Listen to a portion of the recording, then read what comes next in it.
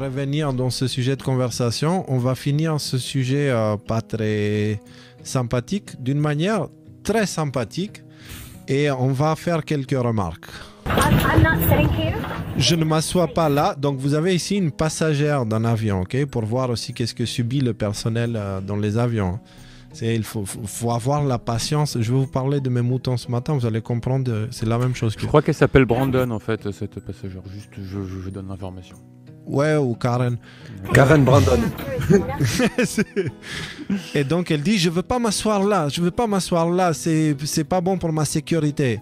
Et t'as l'hôtesse de l'air qui dit, mais madame, il y a pas...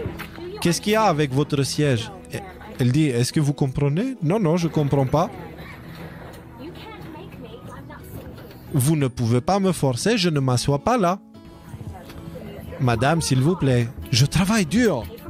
J'ai payé pour mon siège qui est clairement qui va mettre ma vie en danger. Et là, en fait, vous vous dites, mais de quoi elle parle? Qu'est-ce qui se passe? En fait, c'est une... Attendez, je vais vous laisser, vous allez le découvrir. Alors, vous allez le déplacer lui, et c'est comme ça que ça va être. Alors, bougez-le. Et la hôtesse qui dit, mais madame, ce vol est plein, je peux bouger personne.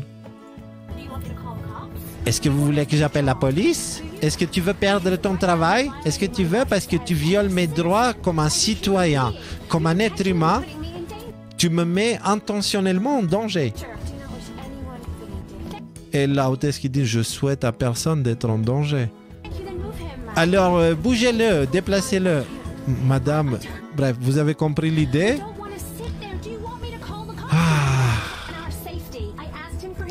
Donc, quel est le problème? Qu'est-ce qui se passe avec cette personne si affreuse qui est à côté? Et elle dit, je lui ai demandé pour sa carte de vaccination. Et il n'a pas une carte de vaccin parce qu'il n'est pas vacciné. Est-ce que vous comprenez? C'est ça qui met en danger sa vie. Brandon Karen. Et foutage de gueule, elle dit, si tu veux voyager, tu dois porter un masque. Elle dit ça, elle n'a pas de masque. Et tu dois être vacciné. Mais madame, vous ne portez pas de masque non plus, hein? Moi, je ne porte pas de masque parce que j'ai une condition médicale. J'ai de l'asthme. Ouais. Et moi, je suis pleinement vacciné pour protéger mes enfants. Vous savez, toutes les conneries. Bref.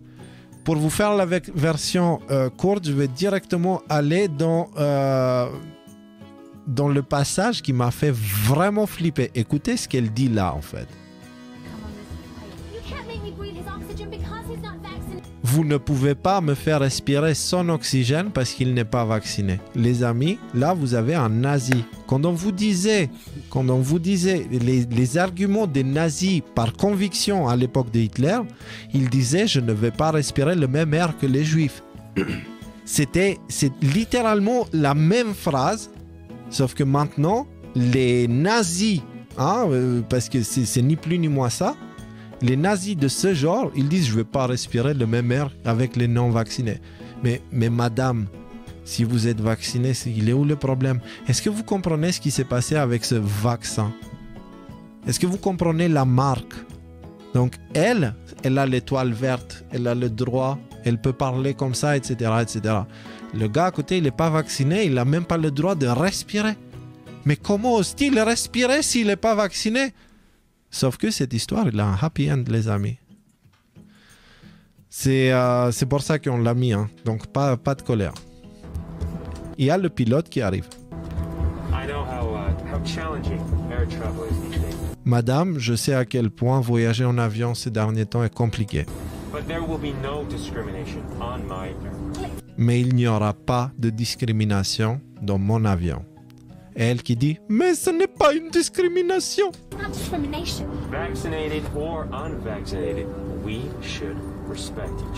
Vacciné ou non vacciné, nous devons respecter les uns les autres.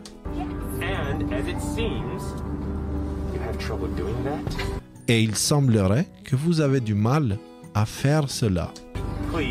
Alors, s'il vous plaît, sortez de l'avion. J'aime bien ce pilote. Écoutez la réaction des gens.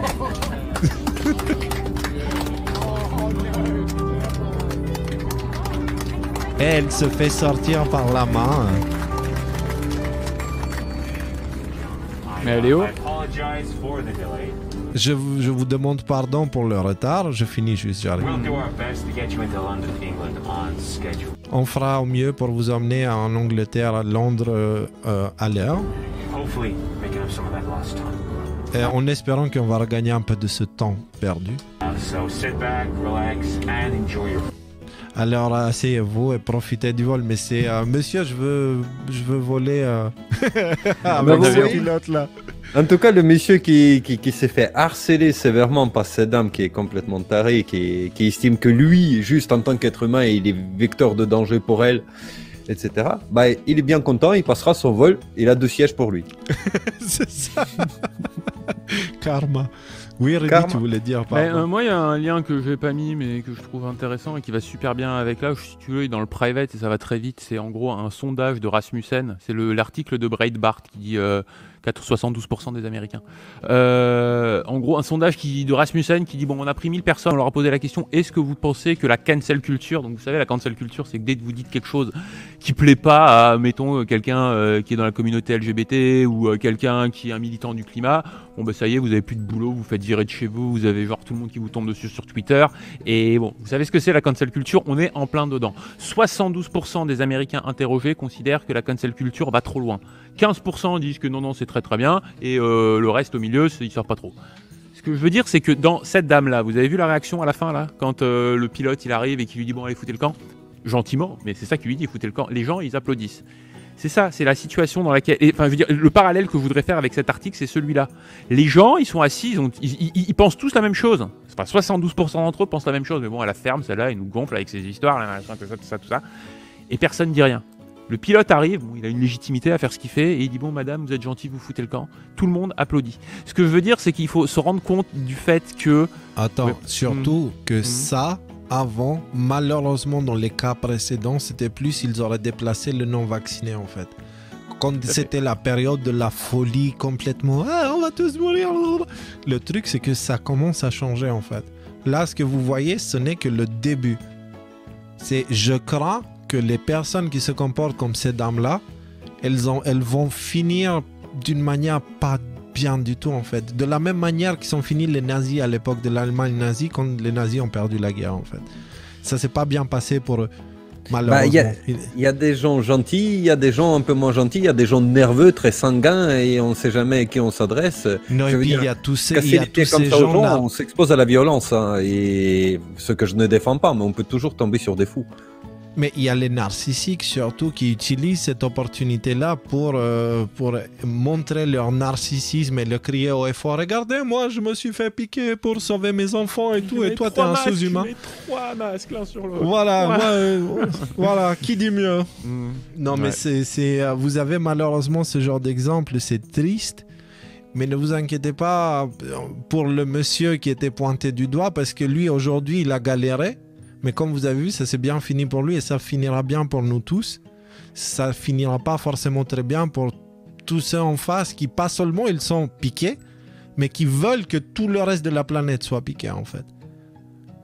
Par contre, là où c'est difficile, c'est qu'il faut les aimer. Du vaccin, quoi. Hein? Ce qui est difficile, c'est qu'il faut les aimer pareil, ceux-là. Donc, c'est la difficulté. C'est l'exercice dans lequel il faut qu'on... Oui, mais par aimer, ça veut pas dire subir leur agressivité. Bien sûr que non, mais le jour où Saddam va revenir la tête basse, la queue entre les jambes, on dira en fait, j'ai compris ce qui s'était passé, je suis vraiment désolé. Faudra pas qu'on lui dise, non, maintenant tu viens plus nous parler. Faudra lui dire, allez, viens. C'est pas grave, excuse. C'est comme moi, si je fais une crise et que je me rends pas compte de ce que je raconte et que je hurle dans tous les sens, j'aimerais bien que quelqu'un me mette de baffe, histoire que me remette sur un peu les pensées en place. C'est ça la bienveillance aussi. Hein. Il y a Nat qui écrit mon fils Léo est interdit de séjour chez une tante car non vacciné. Elle dit tu devras le faire, c'est obligatoire. Ouais. Et en fait, ce qui est très intéressant, c'est que dans la Bible, c'est écrit que vers la fin des temps, il va avoir ce genre de séparation à l'intérieur d'une famille. Il va avoir des amis qui vont s'éloigner. Ça m'est arrivé. Il va y avoir des familles qui vont se séparer, éloigner, etc. C'est déchiré. J'ai vécu, tu vois, et bon, je pense qu'on est tous en train de le vivre. Et c'est dingue comment les prédictions dans la Bible, elles sont en train de se réaliser aujourd'hui.